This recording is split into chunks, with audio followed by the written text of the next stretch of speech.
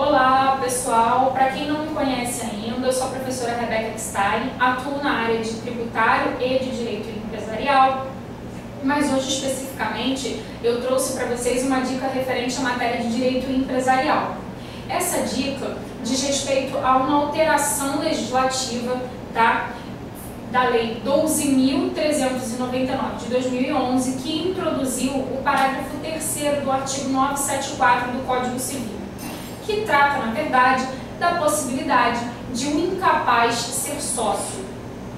Isso mesmo, do incapaz ser sócio. A lei traz 3 requisitos para que o incapaz possa ser sócio. A lei diz: o incapaz poderá ser sócio desde que cumprido 3 requisitos cumulativamente. 1. Estar assistido quando tratar-se de relativamente incapaz, ou estar representado quando tratar-se de absolutamente incapaz, não atuar como administrador e o capital social estar integralizado. Esses são os 3 requisitos que a lei traz. Só que eu queria tratar com vocês cada um deles separadamente. Então guarda essa informação. Se o seu código não está atualizado, você vai perceber que houve a inclusão, você não vai conseguir perceber que houve a inclusão desse parágrafo 3º. Então é bom que você anote no seu código, ou se o seu código estiver atualizado, você vai acompanhar o que eu estou falando para você agora, que a lei, quando introduziu o parágrafo 3º do artigo 974, ela colocou 3 incisos para que o incapaz seja sócio de uma sociedade: estar assistido ou representado, não atuar como administrador e o capital social estar integralizado. Perfeito. Vamos tratar de cada um deles. E antes de eu iniciar, só queria que vocês fizessem uma observação no caderno de vocês, que quando a gente fala da possibilidade de um incapaz ser sócio de uma sociedade, automaticamente nós estamos falando de hipóteses em que os sócios respondam de forma limitada. Ou seja, o incapaz só poderá ser sócio de uma sociedade quando eu estiver falando de sociedades em que a responsabilidade dos sócios seja uma responsabilidade limitada. Frisem bem, responsabilidade dos sócios. Por quê? A responsabilidade da sociedade é sempre limitada, mas responsabilidade dos sócios pode ser limitada ou ilimitada. Quais são os 2 tipos societários em que os sócios respondem de forma limitada? SA e limitada. Portanto, a primeira observação que tem que constar no caderno de vocês é que o incapaz poderá ser sócio de uma sociedade desde que essa sociedade seja uma SA ou uma limitada.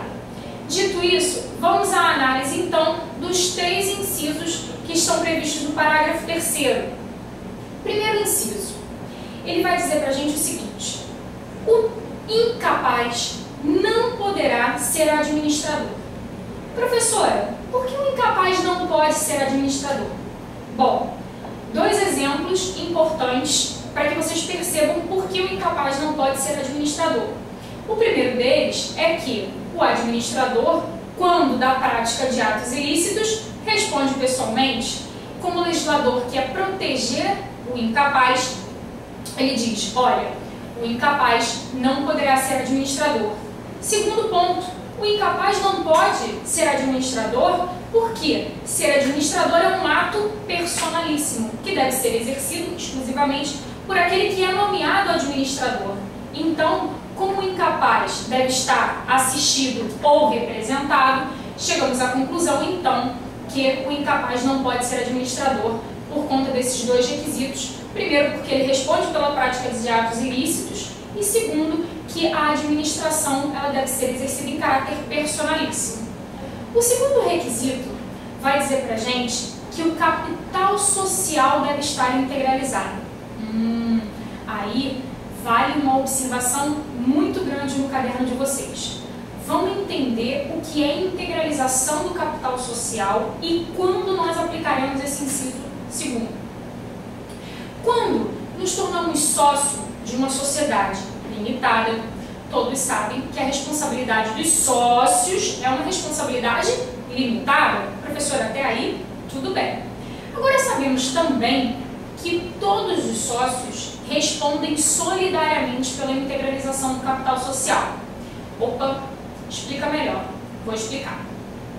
Supondo que eu tenho uma sociedade limitada em que o capital social seja, por exemplo, de R$100.000, dividido em 100 cotas, e eu tenho 5 sócios, cada sócio responsável por 20% dessas cotas, portanto R$20.000. E desses 5 sócios, apenas 4 sócios integralizam a sua cota, ou seja, no total, se eu tenho 5 sócios e apenas 4 sócios integralizam as suas cotas, eu tenho 80 cotas integralizadas, portanto, um capital social de R$100.000, eu tenho R$80.000 integralizado, faltam 20% das cotas, portanto, R$20.000.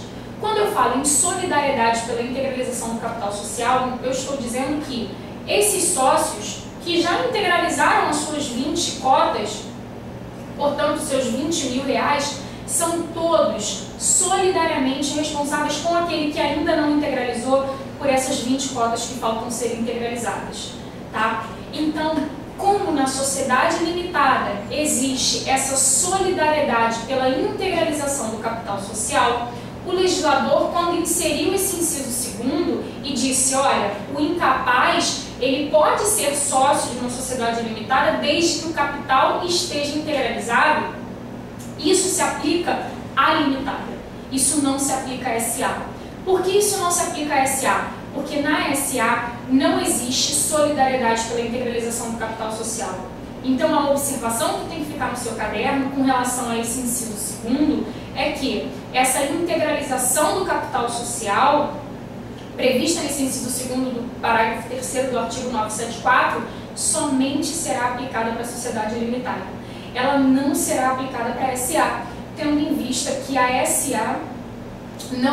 SA não existe a solidariedade pela integralização do capital social, ok? E aí você vai colocar também nessa observação o enunciado 467 do CJF, que vem dizer justamente isso que eu estou falando para vocês, tá? Que não se aplica a integralização do capital social na SA para que o incapaz seja sócio. Perfeito? O terceiro requisito já é um requisito mais tranquilo, que vai dizer, olha, se estivermos falando de um relativamente incapaz, ele deve estar assistido.